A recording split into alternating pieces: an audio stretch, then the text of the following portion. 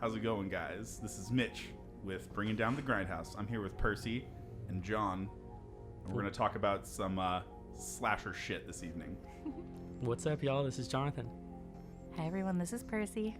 And these are my two co-hosts that are going to be with me permanently on this podcast. I believe they are going to come with me on these adventures every week. At least that's what we're going to try to do. Get some content out to you and make sure that we get to talk about some cool stuff.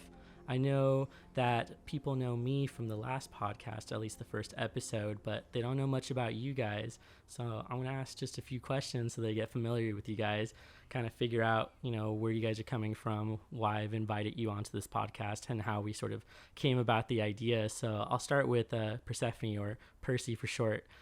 So what interests you about the podcast and what made you want to join?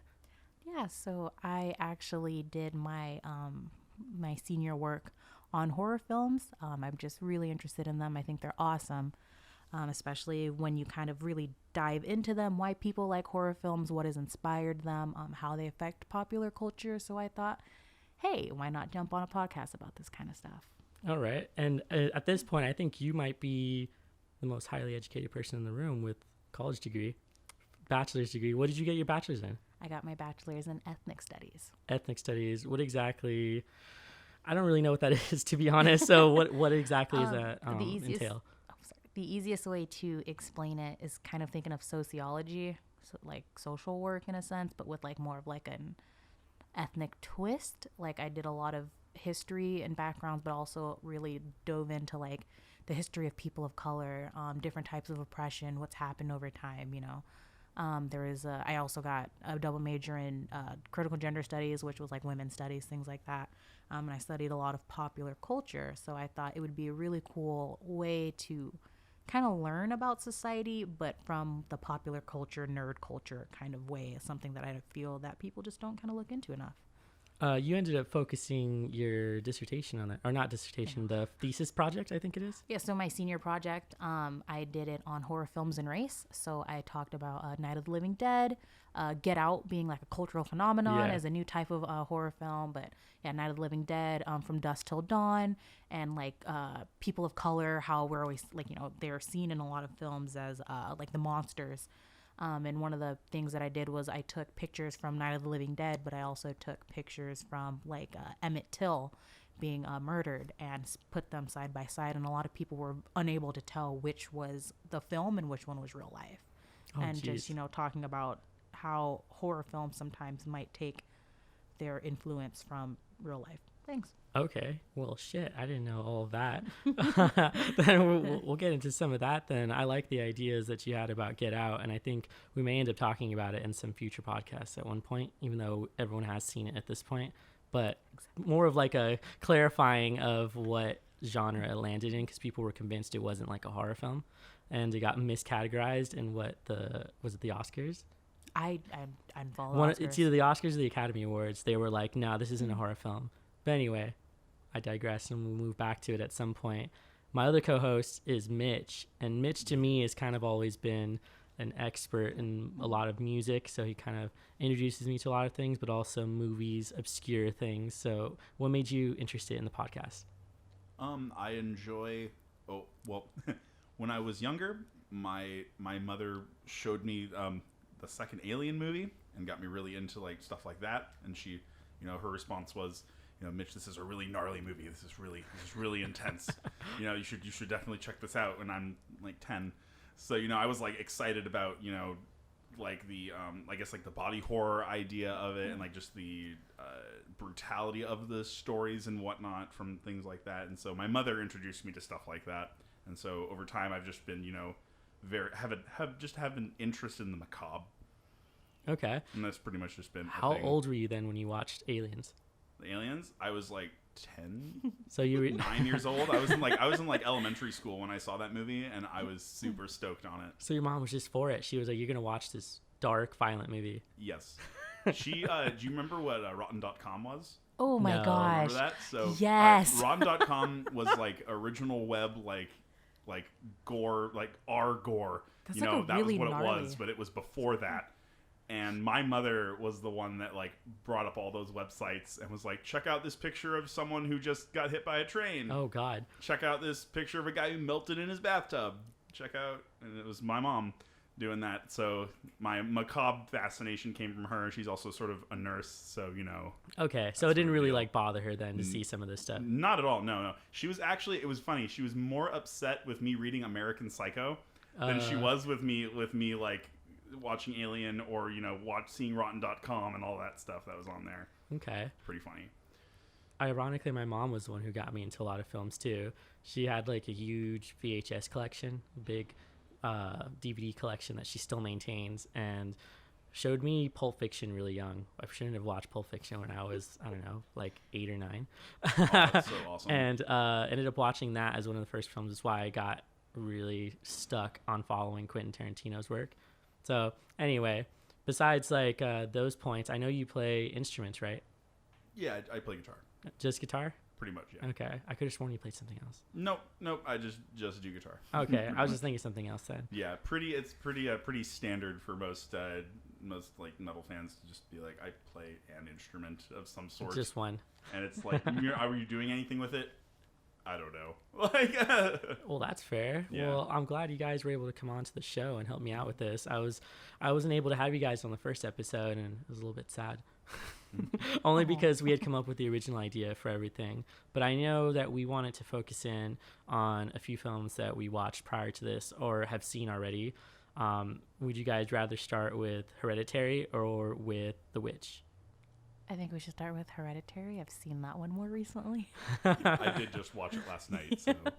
All right. So what did you guys think sort of overall? Like, do you think it's a good horror film? There was such strong hesitation. I mean, I really liked it. I thought it was a very interesting concept. For those of y'all that don't know, the brother in Hereditary is actually one of the main like people from the Naked Brothers band, which I think is like a really interesting thing, is that he got into like horror. I don't know if that's his only horror film, but we should look that up. I'm not really sure either. But like the whole concept of that, like of the film, and like the grandmother having all those secrets, and then finding out that I guess she was like a witch, in a sense. She wanted to like bring back that Payman demon, and like Payman like is an actual like demon from hell that like prefers to inhabit like male bodies. Oh my God! Like, Wait, hold on. We're getting so far ahead of it. Let's backtrack a second. So the movie starts off with someone dying, right? Well, yeah, it's a sister. The main no. Oh, the grandmother. The grandmother is the one who passes, right? And so we don't know anything about her at this point. It's just kind of like she dies, and they're setting up like a funeral. Mm-hmm. Yeah. So it's a really small clip, a really short clip. It's a really short clip. It just kind of flashes to, you assume a funeral happens, and then it's like the after party. Okay, gotcha. Or rather, the whatever you call I don't think it's a party. Right. It's after a funeral. I don't think you have parties. What do they call it? What is that? Awake. It's awake. I feel like awake is the part like when you're the cask. Is that? No, awake is very like, isn't it very Irish or like? Oh, is awake specifically an Irish thing? Oh, I didn't know that. I think it is. I just or like the UK, like certain parts of no, I don't think that so. area. You can look it up. Right, that's not really You're like, oh, I am. I'm pulling out my phone right now. Awake is a social gathering associated with death, usually held before a funeral. So we're all wrong. Oh, yeah, right. Turns out it's pre-funeral. We're all wrong. All right. We had Percy with the quick fact check right there. So thank you for that, because with the quickness of Google. The brains. I've honestly only ever seen it in relation to like Irish culture, really. I don't think like a lot of other people do wakes, or they don't call them wakes. No. They call them like other sort of like celebrations and things like that. So we're going to the thing before the funeral. Yeah. Anyway, right. So I wasn't prepared for this movie when you guys suggested for me to watch it, because I was not warned prior to it that it was going to be very violent. And that sort of was just unexpected for me, I think, in a way. I thought it was just going to be a creepy horror film where you're like, oh, okay, it's not going to be as bad as some of like the Saw movies where you end up getting pretty graphic horror, especially with like straight decapitation. It was I enjoyed, I think, the latter half of the film more so than the first half of the movie, and more so I think the setup. I like the concept of it, more so than I like the execution of the movie. I think there's some really good scenes, such as like the mom like banging her head against the door like all crazy fast and everything. But I thought that like, what is with people putting ugly children in movies and being like, this That's ugly messed child, up. this Oh my ugly God. child is what you should be afraid of, truly, in this world. And so why are ugly children to be feared? I think there's something to be loved. I don't know why they're pushing that envelope in this movie. What other horror film have you seen with ugly children? Orphan? She's an adult. She's pretty ugly, though. She's an adult. Still a child at not a one point. child. There was a child at one point. Wait, are you talking about the film where she fakes being a kid Yeah. and then like you find out to like an actual adult at the end of Yeah. it? That was Yeah. actually a good. That was a It really was a good I've never movie. seen it. I'm not. All right. It's not that I think the movie is wholesomely bad. I just didn't enjoy it. You didn't Like, enjoy The Orphan? No, not The Orphan. No, I meant like I'm Hereditary. bringing us back to. Oh. No, Mitch, I'm not ready to go off of this tangent yet. Oh, gotcha. You want to stay on the tangent? Okay, gotcha. All right. I want to talk about ugly children in horror films. Ugly Damn children it! in horror Wait, films. I don't think that the main character from Hereditary is ugly. I think that's No. mean. The little girl. She was not ugly. She is They pitch her as like the most evil child for that. Have you seen the preview for that? Okay, movie? but that I watched preview- the trailer first, and it's just like, this child is going to ruin your life. Can't you tell? Look at how crazy this mom is, and she can't handle this gnarly. It's like the Babadook kid, but like. Don't even get me started on the Babadook kid. It's like Oh the my Babadook God. kid, but just not as annoying, just like quieter. I had a conversation recently with What, someone this about girl- that, and the Babadook child just being like, "It's in the room. It's in the room," or whatever the fuck he's saying. Like, oh my God. And it's not, and it's like all right, so. Sorry, Let's backtrack. Wait, It's so what? funny. It's so funny. Like, so this child is told in the beginning moments of the film, "Hey, does that candy bar have peanuts in it?" And she's like, "No, it doesn't," demonstrating clearly that this child knows she ain't supposed to be eating peanuts. And then later on, knacks down the fucking chocolate cake and dies while overacting and shooting her head out the window to like. Okay, so and as then someone decapitated. so as someone with a peanut allergen, okay, so I'm 100% go into like talking about this scene. Okay, so in the first scene where the child is like, "Oh, like, it doesn't have peanuts." As someone who has an allergy, you have to like figure it out. It wasn't like I don't think she like macked down on the cake because she was like, "Oh, I know there's peanuts." She didn't know it had peanuts in it. I've had the exact same experience where like my mom brought me like cookies to school and they'd gotten switched. Like the peanut ones that were for my little brother got switched with mine, and I had no idea. And I go on it, and like God. the whole scene where she's like out the window, like, yeah, like I went into like shock. Like it felt like I couldn't breathe, like my throat is closing. So it looks very dramatic, but it's like this poor girl is just trying to get like a breath, and like her brother is just fucking negligent. No. Like, I will not deny the fault on the brother for just being an incompetent shit as well. But it was just like the daughter like felt like she was like specifically placed there to die. she was. I mean, yes. I know that's the point. I don't know. No, she was definitely. I mean, because remember, so the whole with going ahead, but whatever with Payman was that Payman wants to inhabit a male body or a men's body. I'm not. So gonna this use is male. the demon. demon, That's sort. Yeah. So, to my understanding, what he was possessing people. Yeah, so the grandmother was at first the vessel for Payman, which then she died, and they needed to prepare another body for Payman. So because they had to prepare the brother, the first sacrifice, you can see it through the film, like it leading up to it, like that cult that's in that film, Right. like set up the whole scene for, I can't remember what the little girl's name is, for her to die. So Payman will have a body to go into because he hasn't been in one. That's kind of how I'm understanding it. And then the rest of the movie is preparing the brother's body for Payman to inhabit it. So at the end, that's when they're like, "Oh, Payman you're here. You're finally here," because Right. he now has his body for him. Like the main character, like, or that girl, she was meant to die. Like those trailers deceive you so much because you see her as a part of the film that's going to be this like driving force or like some kind of like fucked up part of the movie. When she dies, what? Like spoilers, like 20 fucking minutes into the film. Like, Yeah, that was. I mean, This is the decapitation, right? yes. Yeah, Okay. that was what I was considering as well. That the trailers were there to like mislead people 100%. into believing that because it's like the girl really doesn't do that much. She doesn't do too much in the film that's actually like really evil. Just like evil shit happens around her. It was kind of sad. Like, she kind of really didn't deserve anything that happened to her. No, not at all. And like, this was like her grandmother being like, you're gonna be the fucking vessel to this demon. Right. I think that was the part that I was sort of confused about, was like the family just sort of co-opted to do this, like because of one person, Because like of the grandmother. because of the grandmother. Yeah. So did she kind of just like promise the rest of her family then?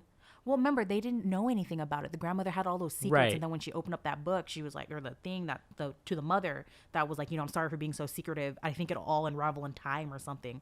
That was I them remember that figuring it out that shit, all of this is gonna happen. But like, the grandmother was super, like, the woman talks about it, I think, in her sessions when she meets that other lady, other shit, like, my mother was so secretive, like she never talked about things until you find out that like that woman was friends with her mother, like, you know what I mean, and like the whole cult that comes about it and everything, like. Oh no, yeah, no, Nuts. that is a big reveal that I think I missed something. I usually have to watch movies like once or twice if their plot's kind of like not as straightforward as that. So I think one of the things I did forget to mention was that, yes, that it was an interesting bit that they include the lady that teaches the seance who already knew the grandmother ahead of time. And that's very interesting because she shows up later. Yeah, well, it's because like all the events that lead up to Payman inhabiting the boy's body was all staged by the cult. The cake was placed at the party by the cult. Like, I don't know if it was exactly placed by the cult, but like all these events lead up because of that group that are trying to bring Payman back. Like, it's like this really nuts like kind of thing, because like when she's looking through, I think it's the scene where she's like reading through it's like a scrapbook or something. She sees all the pictures, and if you look in the pictures too, the people that show up at the end of the film, all the naked bodies, are people that are in that scrapbook. Okay. Yeah. Oh, I must have. I think I missed that as well. But okay, hold on. Let's back up a second. Let's talk about the fucked up scene where what does she cut her head off with piano wire? Oh god. It's pretty awesome. So it's the scene where she's like sitting there. She's So okay. So first of all, this is impressive from like a CGI prosthetic sort of view, where it's like how they accomplished someone literally cutting their head off. But that was disturbing, honestly, having to watch that for how long it lasted, to like see her saw like all the way through basically. So just like a block of cheese. Right. I feel like it wasn't that smooth. It was just like it was like super rough. Like Right. I feel like at first like she was like struggling, and then she finally like gets like when I get scared, I laugh. So like I was Nervous watching this laughter. on like a pitch black ass room with my best friend, and I just started laughing. My friend looked at me and was like, "The fuck is wrong with you?" I was like, "I'm so uncomfortable." Oh my right god. now. I talked about this last episode where I went to watch the remake of Friday the 13th, and it was just hilarious for me because like this kid gets like sleeping bag roasted. Like he gets dropped in a sleeping bag, he hoists him over a tree and puts him over a campfire. Wait, what year did that movie? Why do I feel like I know what you're talking about? I think we saw it. Have I? I think feel we like I've saw it. seen I this. think we went and saw it. Yeah, no. And then there's another scene which I also said was he does an overhead axe throw that goes clean across a field and hits this kid right in the back, and I laughed way too loud in the theater when it happened. So when I was in like middle school, that was when like My Bloody Valentine came out, like the remake, Hell the yeah. 3D one. And if you got like the movie, Oh, yeah. like it came with like 3D The glasses. glasses. And But these were like the red and blue 3D glasses, right? Like the really shitty Yeah. ones. Like, but I remember I invited some of my girlfriends over from middle school. Like we should all like hang out and stuff. And I always remember because Clarissa, that's how I remember it. This Hello, bitch. Clarissa. So she sits there, and it's all of us. And there's a scene where this like guy's like laughing about something, and like a fucking like pickaxe or something comes and hits him in like directly in the back of the head, and his eye just shoots out, and it was dead silent. I remember that. And then Clarissa just fucking bust out laughing, like, and it fucked me up so much that I just started laughing, Right. Because I didn't know how to respond to this, but everybody else was so horrified. And I feel like whenever there's like really intense scenes of like violence, it's kind of funny in certain horror films because it's so played out. But like in Hereditary, like I was like, this is stressful. Right. This is stressful. Like this isn't even funny anymore. It's just fucking stressful. That's what I was experiencing too, because we're the same. We usually end up laughing for a lot of scenes like that. We've seen a lot of B-list movies, so we're like, yeah, this is on that sort of same level. But watching it, I was like, they put this there on purpose. They like wanted you to sort of relax a bit, and then suddenly hit you with this extreme violence, and then it immediately went into like occult horror, like definitely fucking people who were part of a cult, especially at the end. The end was like the weirdest. I feel like it went so far left field for the end to just have like headless bodies bowing to him basically. So I know this is like not related, but I can't not see the end of Hereditary as Where the Wild Things Are. I've never read that book, but like the whole like campfirey and like people like it just Wow. made me think of where the wild Are we things having are. a crossover here? Is that what's happening? I was like, oh, look at these like happy-go-lucky Right. fucking we're here. It really fucked me up and I couldn't handle it. Payment. Yeah, like I was like super fucked up by it. Wait, so what do you guys know about this demon?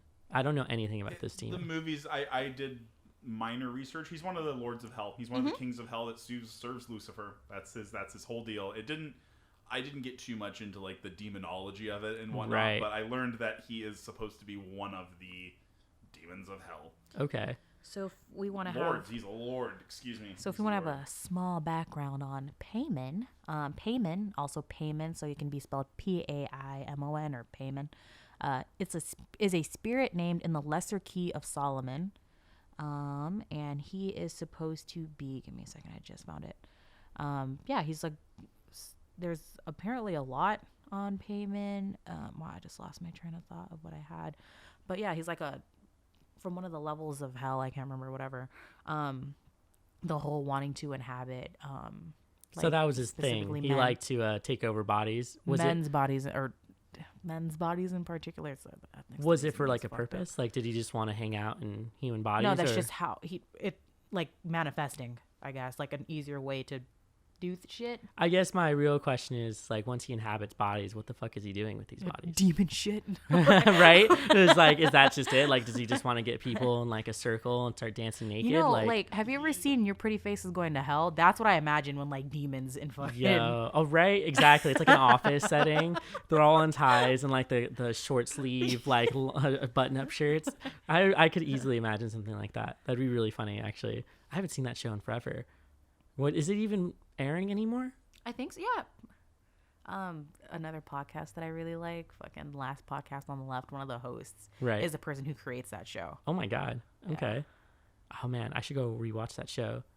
Anyway, going back. So sister dies, and then who was it that cut their head off? The mom. The mom. The mom cuts her head off, and then it like moves into it starts getting like, it ramps up, right? And then it sort of gets to the end where, so what was with the last scene? Why did they all gather there for this one person? Was the dude possessed at that point? Like, I for sure was in the body. It led up to that, and then right at the end, I think. I lost track. I couldn't even figure out what was going on at some point, and I think that's why I didn't like it.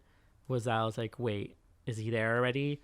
Is he doing this on purpose, or is it just for funsies? Like, Sometimes there's not enough explained, and then it's like, for me, that's I guess that's why I like the concept more than I like the execution, because I don't think that enough was explained, like at certain parts of the movie, unless you were like really looking for them.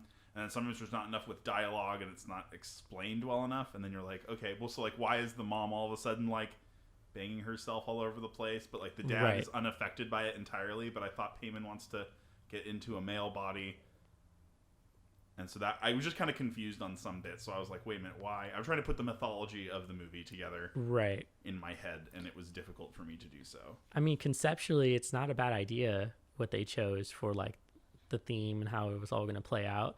I think if they had maybe done something a little bit different, it would have been a little more engaging for me, because I feel like it sort of devolved into let's show these really violent scenes to kind of mess with the audience without so much telling you more about the story. Maybe I just like lore too much, and I want to know way too much about the reasons why.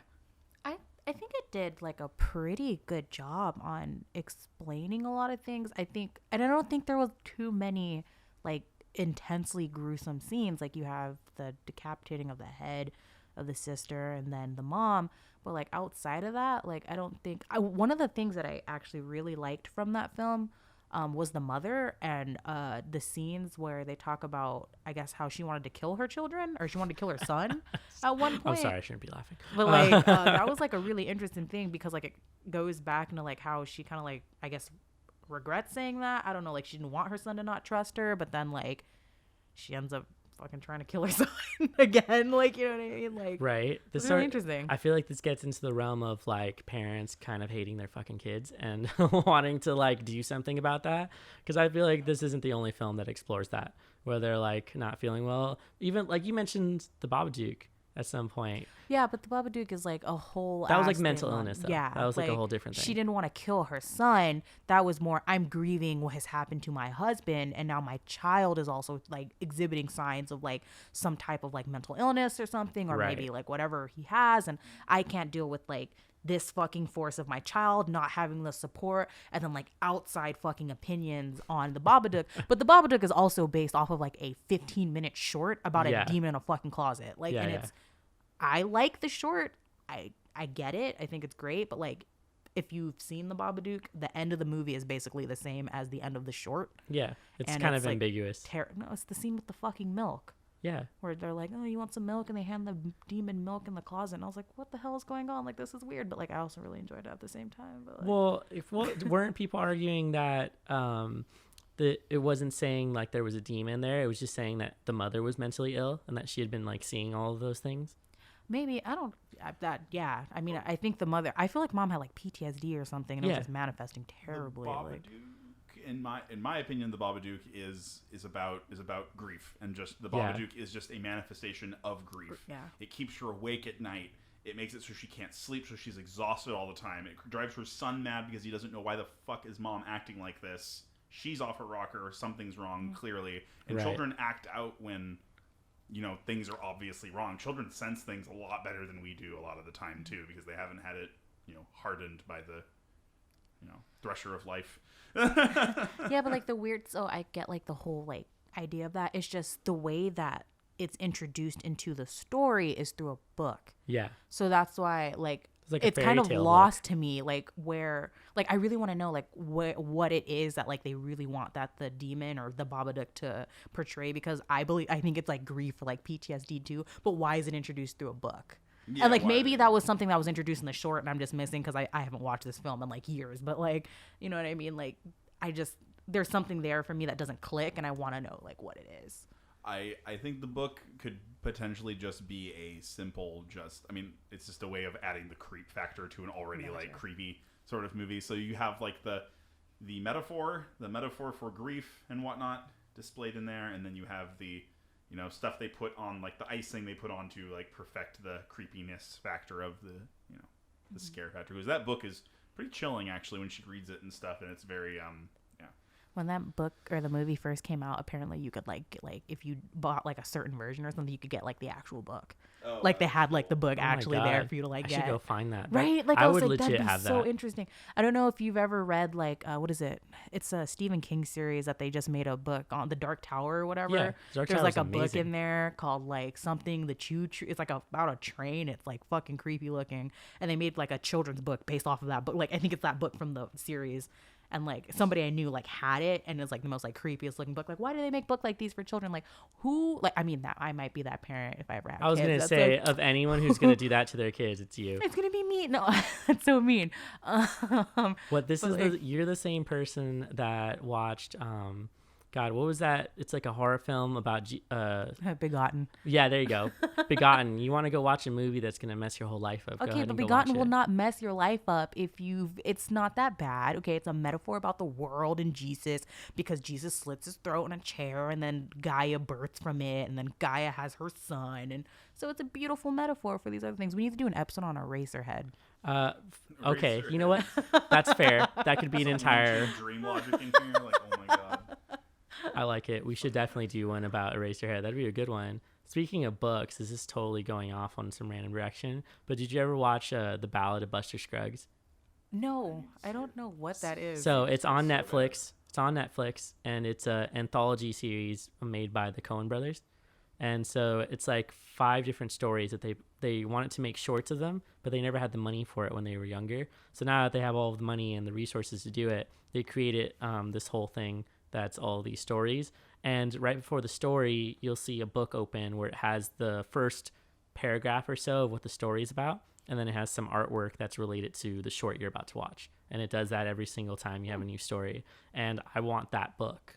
Like I guess they sell it, so you can go and find it and actually read it. I paused it so I could read what it said, and that is some good writing that they included right before the stories. And then one of the stories has Tom Waits.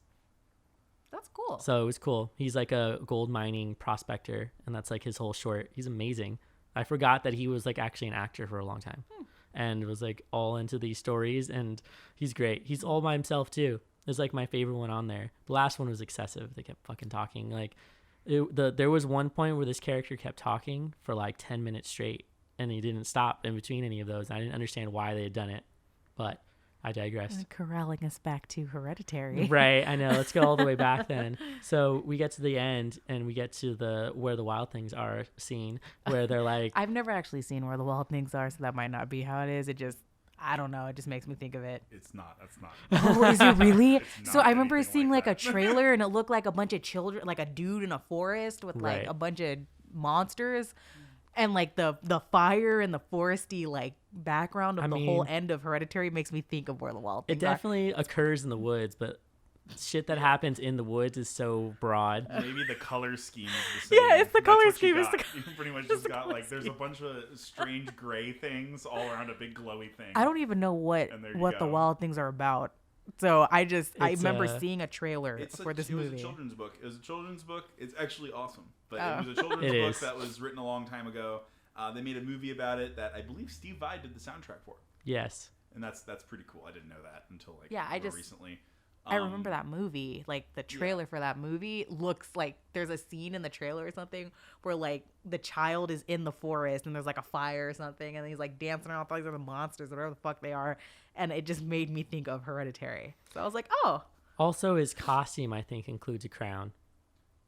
yeah, There is a crown. Yeah. Yes, Yeah. there is definitely a crown. So- Yeah, the See? little Yeah. he goes off to the land of the beasts where the wild things are, and it's like this kid escaping his home to go live his life. And I believe the children's book has some sort of metaphor for some sort of moralistic lesson is there about acceptance of other people, or Oh, you yeah. know, something along those lines. It's been so long though. It's to be like honest. broad strokes of universal acceptance. If I thought we were gonna, I would have watched it. If I thought we were gonna talk no, about no, it. no, no. It's just that ending scene makes me think of Where the Wild Things Are. Man, you got your wires crossed then with a lot of stuff. That's kind of funny though to think about that. It's like totally a kid's book, and it's like what? It's like, why is worshiping Yeah. Paimon where the wild things are? Exactly. I mean, they're Is kind that of not demonic what Where the looking. Wild Things is about? Like, I've been misled. Truly, I it's legit just an occult film. yeah, I just thought it was a film about a child and demons. Like I Dang. was like, cool author might ever someday hear this like podcast and be like, fuck this child. Like Right, she no. doesn't know what the hell she's talking Upset. about. This is like saying Shel Silverstein only wrote horror things. Who is that? I'm joking. He did that book about the fucking apple, right? No, it's where the sidewalk ends. Oh, yeah. Oh, wait. What about the Giving Tree? No, dude. Who the fuck did who? Wow, I sound stupid. Like, And didn't Shel Silverstein? I thought Shel Silverstein did the Giving Tree. I don't know. Look it up. I might be wrong. Yeah, Google us, Percy. Yeah, go ahead and do a fact check right now, because that doesn't sound right to me. We'll find out. in Yeah, just it's Shel a- Silverstein, bitch. Oh, okay. Like, Okay. Yeah, I stand corrected so then. violent. I stand corrected. Anyway, getting back to whatever the hell we were talking about in the first place. Yeah, which So- was the end of Hereditary. Right. Honestly, so I think this is a good time to move into talking about the witch. So Yeah. Wouldst thou like a taste of butter? Wouldst thou like a pretty dress? I loved the ever living shit out of The Witch. I Yo, thought it was that's- super fucking cool. It was a great movie. It was a really good horror movie. It set up the fear of the religious really, really well for the time period, I would say. Specifically because the people here have a very like worldly view so far. I mean, I guess maybe worldly isn't. They have a very like closeted view. Narrow view. We'll go with narrow. They have a very narrow view of God and how God is represented. And so all of the bad things, like their crops dying and everything, and how they all like believe that it's just this lady out in the woods that's doing it, and that she's somehow affecting their relationship with God, and God is always punishing them, and just sort of like the descent of this family into, absolute just chaos and whatnot because of this almost religious fanaticism that they believe in. I distinctly remember watching watching it and then being really impressed with the beginning of it, especially because of like how they handled the family. Basically, how the father was like refusing to sort of adhere to whatever rules they were trying to pass down onto him. And then side note, his voice is amazing. Like the really, really deep voice. I've never heard anyone's voice that sounds exactly like that. Can you do us an impression, Mitch? Right. Your voice is the deepest, honestly. Yeah. All right, give me a moment. I know we could put you on the spot. Right, yeah. I am on the spot now. It's okay if you can't. Satan must be in the soil. There's no way that we can possibly grow crops out here for our children. Just give us your best, like, old-timey patriarch voice. Oh. Like, Right. of that time period. Patriarch voice. I've never been to dad. I'm your sinning daughter. Like, just fucking. Oh, no. Like, Whoa. All right, Whoa. so anyway. don't make it weird. Yeah, Like, you made it weird. Anyway. I said I'm your sin. Like, think of it like that. You're the patriarch of a family. I'm your daughter that's done some weird shit, sinning shit. Just whatever. Fucking. Wow, y'all are fucking weird. I'm not.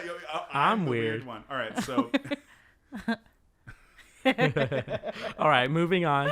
Percy, you bring great sin and dishonor upon our house. So like you said, pussy. You bring great pussy upon our house. No, it's like, What? So I'm going to have to bleep both of those. We're not you might allowed just want to cut that out. That whole We're part gonna out. have to cut that out of the special. Oh my God. So I have to gather myself is what happened because that made me laugh way too much. Well, okay. So no, that actually gets kind of tied into, so was the daughter actually bad? Like, was she actually doing like sinful things? I don't What do you think guys of her think? sinful at all. No. I think the entire thing was like paranoia created inside of the minds of everybody else that's there. 100%. And hallucinations from starvation and fear. Absolutely. Like the fact that there's like a raven like eating the mom's like boob in that like scene and whatnot, and just like, I don't know, the black goat and everything that shows up, or what do they call it, like Evil Philip or something like Black Phillip. Black Phillip. Yeah. Black Phillip is such a great name. They make a pop doll of Black Phillip, and I want it They do? so bad. Yeah. Oh my gosh. Well, plugging Funko right now. Right. If you want to. Nah, I don't owe them anything, so I'm not going to do I that. don't owe them anything either. So gonna have to So- cut that out of the special. So Just for so y'all are aware of this, hold on, I'm gonna show you real fast. So they make a Black Phillip pop doll. It's cute. Jonathan, how much is it? it's like the normal pop doll price, like $10 or whatever. Don't tell me normal. They have like special edition ones. They sell for like $40. What are you talking about? But we're on a podcast and shouldn't be discussing what we buy. Why not? I don't know, because it's kind of dumb. So if you want like a weird fact about me, I collect a bunch of pop dolls. I have like 20 of them in my apartment right now that aren't in boxes. I just collect them. Wow. Yeah. There's your random little a tidbit. Do you have a lot of cats too? Fuck you. I have a really cute dog. It's true. His name is Sonic. Anyways. No, wait, let me go back. So the intro made sense to me. I understand why they were like, you need to leave. And then he starts leaving with his family. But this was such a good, slow burning horror film that just, it gets incrementally more creepy as you end up watching it and seeing all of these terrible events sort of unfold for this family. But they even start doing things that were like sort of accurate for the time period, where like they tried like bloodletting at some point to like relieve some pain. Yeah, I think if I remember like reading something about it properly, like the person who created that film did like a lot of research into like that time to make it like as period accurate as possible. I don't remember his name. It's been a while since I've seen You can see it in that, the but- language too, the way that they Oh, talk yeah. to each other. That's I think one of the more impressive things about that movie was the language and the dialogue, because the dialogue really puts you in that time period. It really puts you in that time period. Absolutely. Well, from my understanding, The Witch was the director's debut, right? That was like his Is it? his That's- yeah. It's Robert Eggers was the person. I'm pretty sure that was his debut film. He directed and wrote it, and so he definitely did his research when he came to making the film, as far as like what did witches look like for the time period. How did that sort of unfold next to religion, especially in regards to like telling each other about you're being sinful, you need to like repent and do all these things. And then for it to turn into like straight possession at one point, but it's really brief. There wasn't like too much of it, so you get like a sort of inkling of what might happen later. But really, I got so thrown out of the story when the goat just started talking, and I was like, "Oh, this is directly Satan talking to you, is what this is." And then he delivers one of the most hilarious lines, I think, that which you said it earlier. What was it, the butter one? Wouldst thou like a taste of butter? I can't do accents. What even was that accent? Was it just like? It's just a fucking goat. No. Bah. Wow. is that the last line that he says? No, remember. It's been a while since I've seen it. It's like Thomasin, how you pronounce the little girl's name? Thomasin. Yeah, like she approaches it and it's like, "What's thou like a pretty dress?" Like it's like literally like I feel like it's exactly like that. Like the damn thing actually, is whispering. That's even more, I mean, honestly, that line, like, would thou like a pretty dress, is actually way more sinister than like the whole butter thing, I guess. I mean, the whole thing. Well, he was promising her the things that she didn't have. Exactly. Yeah. So like, come join me, and I feel like that's a huge trope in a lot of like witchcraft and like Satan, like not Satan.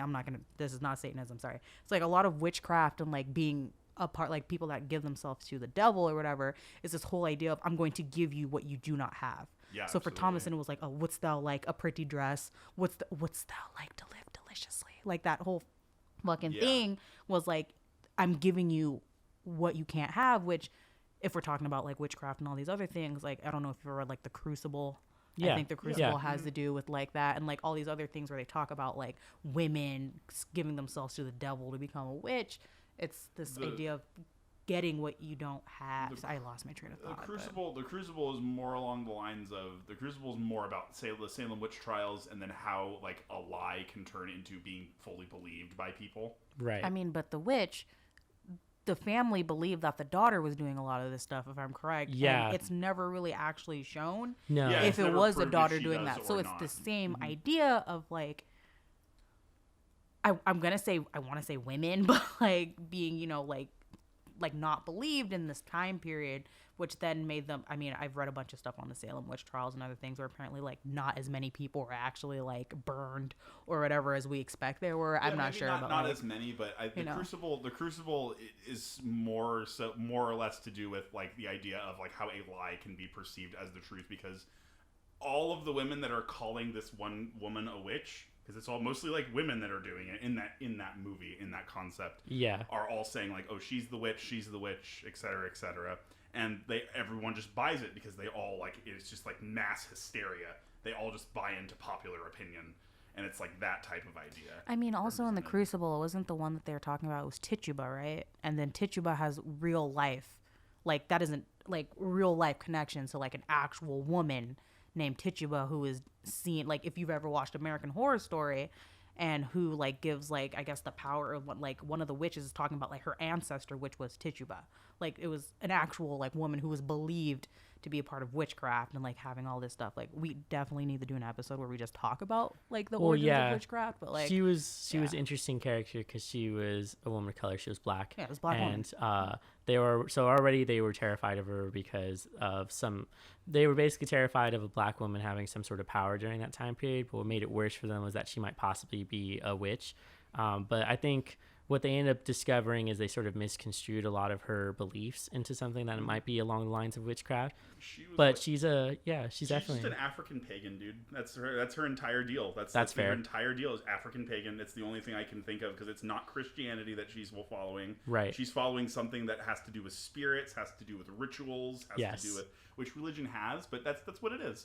And it's like, even, I mean, if I really want to get off on this tangent, like a lot of old blues and whatnot which was based off of like slave music. Yes. Specifically, a lot of it has that spirituality, like that like African pagan stuff, like in there. Things like Crossroads, the song Crossroads. Yeah. That is directly about him going to like meet the devil and making a contract with him and everything like that. That's pagan as fuck. That's pagan as fuck. You don't even get like that.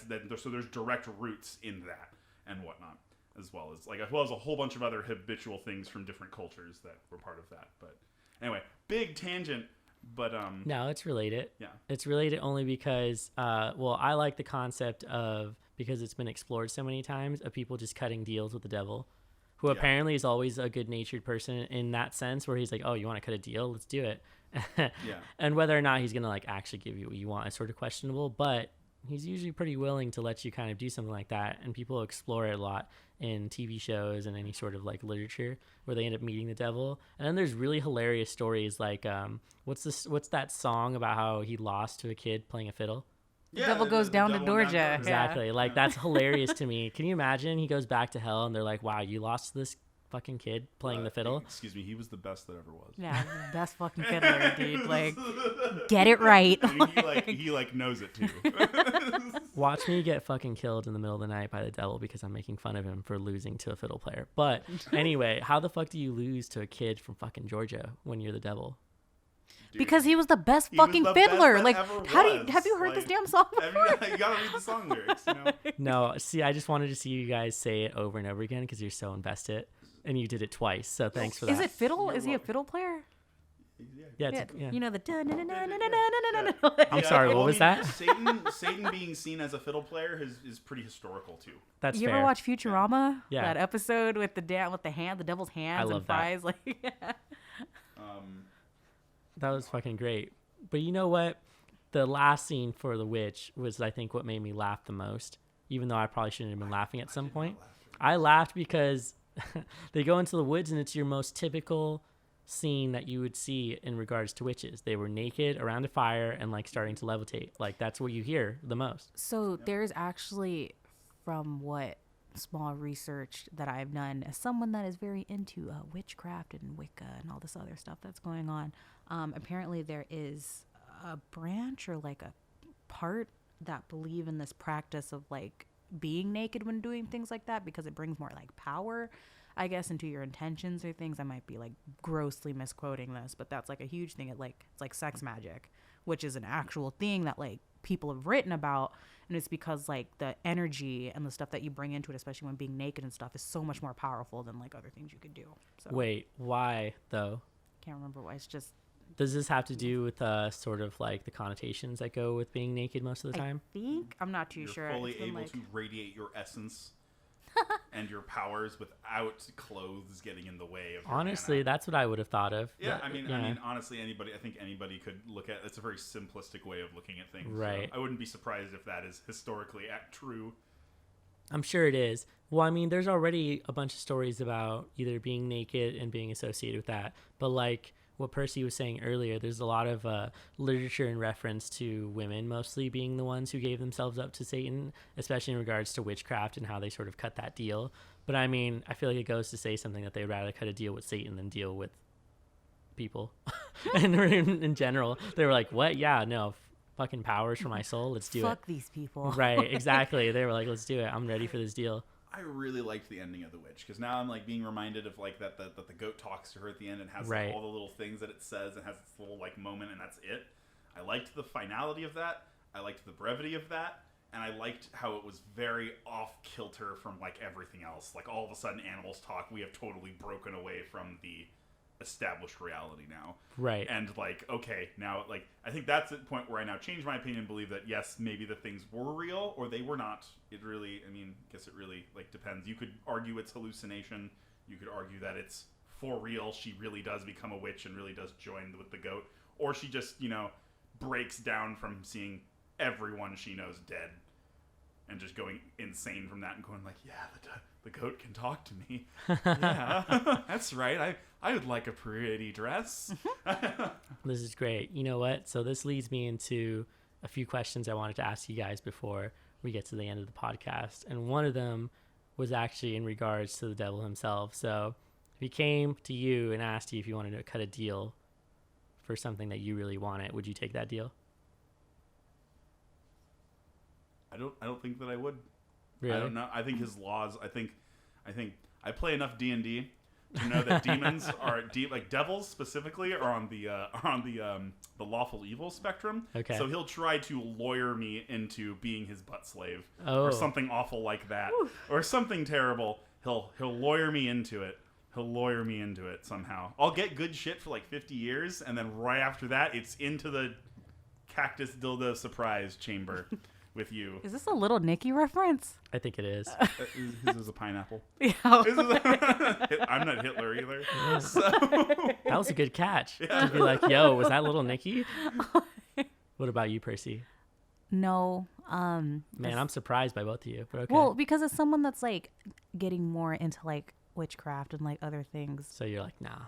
Yeah, no, like I have the universe and like the gods and whoever I decide to give my reverence and stuff to. But for the most part, like I don't need the devil to give me some shit that I need. I can put my intentions out into the world and put 80% of myself and 20% of my intentions out there. And if, whoever wills it. I don't need the devil for it. Also, there's this post that I always read about the devil, and it's like, oh, the devil comes out to like come and see you.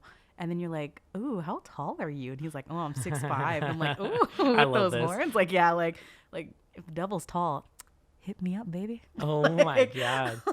Right. So you're definitely not gonna sell your soul, but there might be other things going on there. I mean, I'm gonna sell my soul if you catch my drift. Wow.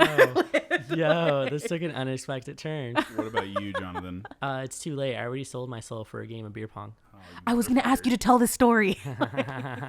So I'm playing beer pong one night with one of my friends, Bryce, and if he hears this, he'll laugh about this story too, because he's the one who encouraged me. So we're playing beer pong. I have one cup left on their side, and I'm just missing it over and over and over again. And he jokes around with me, and he's like, "You want to win?" He's like, "You really want to win this game?" He's like, "You gotta sell your soul to Satan." And I was like, no, I'm not gonna fucking do that. And I keep missing. And he was like, no, you gotta do it. So I kind of half-assed the sort of stance that he does, you know what I'm talking about, with one hand up and like the other one down. It's like what the statue looks like of Baphomet. Yeah, exactly. That one hand up, one hand down. So he's like, you did that, and I kind of half-assed the pose, and he was like, no. And so I did the half-assed pose, and then I shot and still missed. He's like, no, you got to do it for real. So I stepped to the side and actually did that. And then I purposely tried to miss, and it went in. And that's when I knew, damn, I had actually sold my soul for a fucking game of beer pong. So now it's too late. Yeah, that was my one chance, and I won a game of beer pong for that. Repent, sinner. I mean, I haven't been bothered since, so who True knows? degeneracy. Right? Oh, man. Well, okay, so my other questions are completely like movie related. So everyone usually has their sort of like their routine when they go into the movie theater. Like you want to sit in a certain spot, you want to get a certain amount of candy, get a certain drink. So what is your routine when you go to the theater? Do you like to go by yourself? You want to go with people?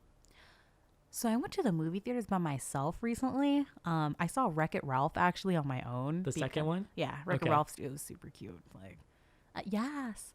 There's a like a character in it. Her name is Yas, and like. Oh, really?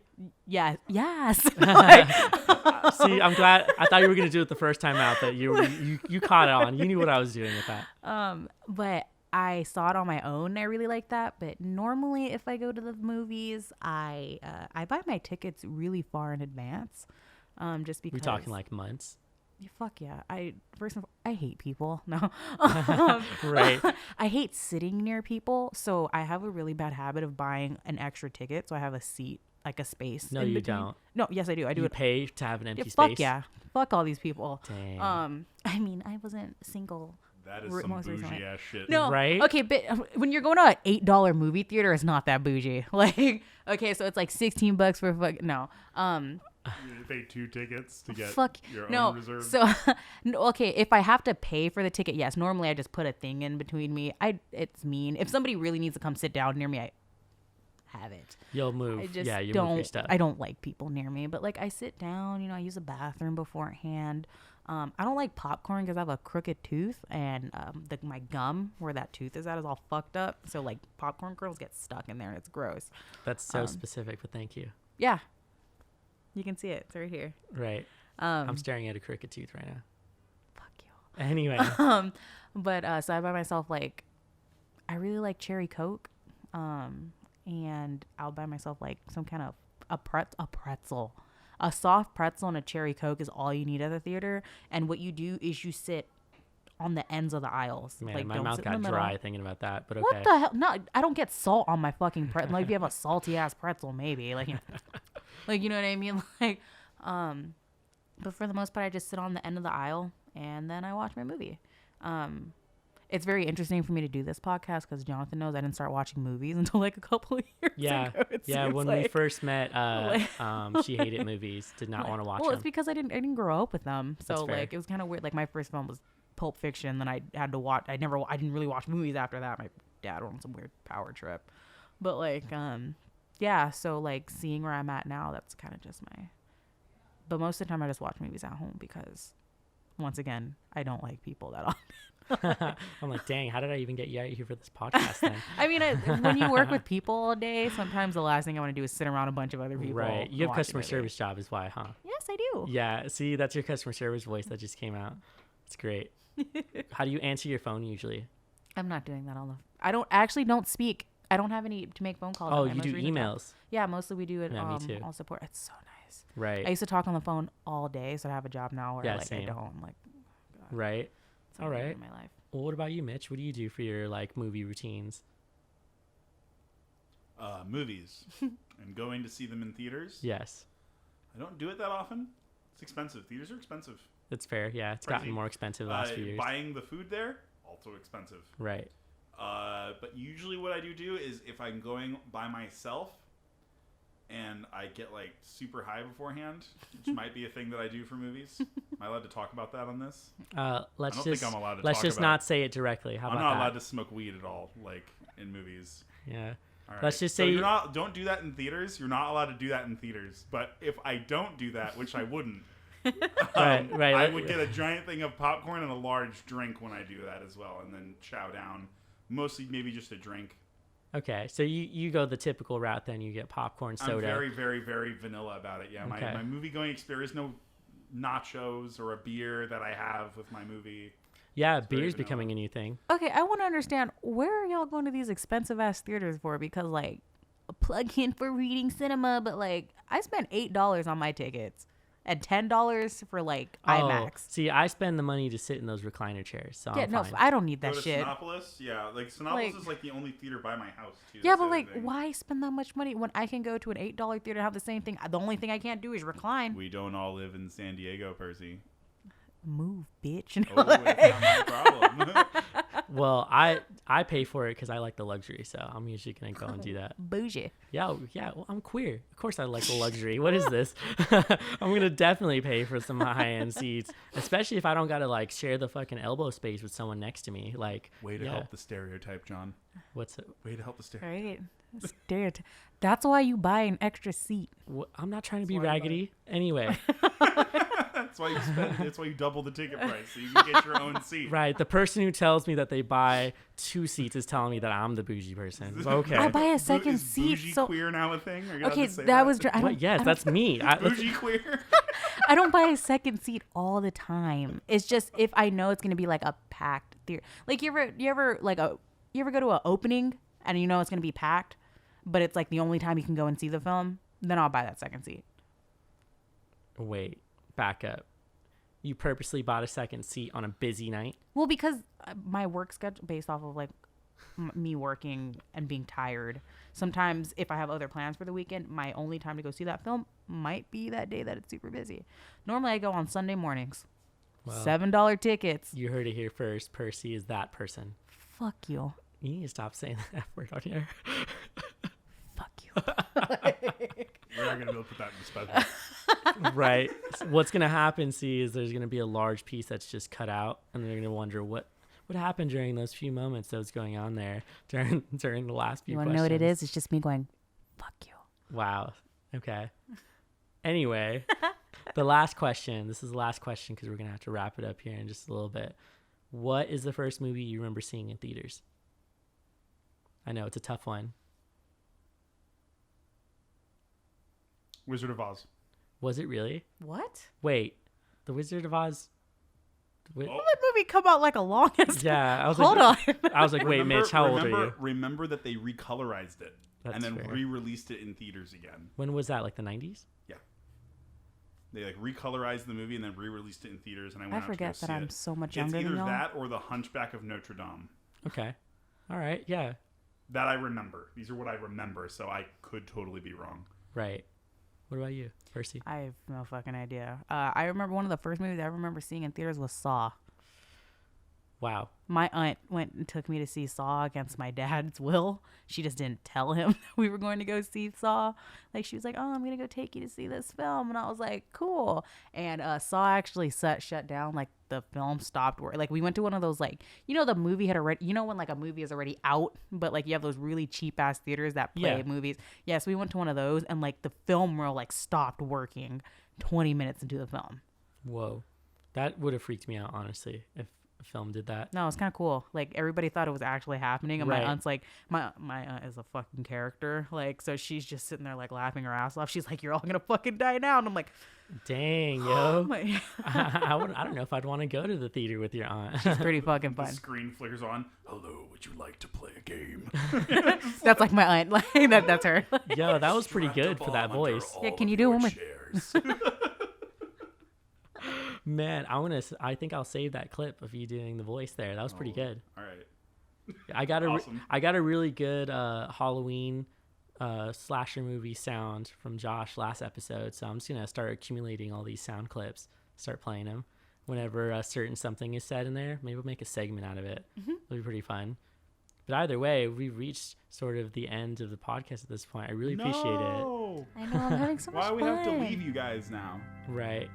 Well, All you wonderful viewers, and Not viewers, they can't see us. all of you that's wonderful what you viewers think. at bringing down the Grindhouse. Yes, and we'll definitely be back with a lot more episodes talking about a variety of topics. And these two are going to be my permanent host with a few other rotating co-hosts if one of them is ever missing, which is going to be pretty rare, I think, at this point. And so I appreciate you guys listening and hope you guys have a good night. Bye, everybody.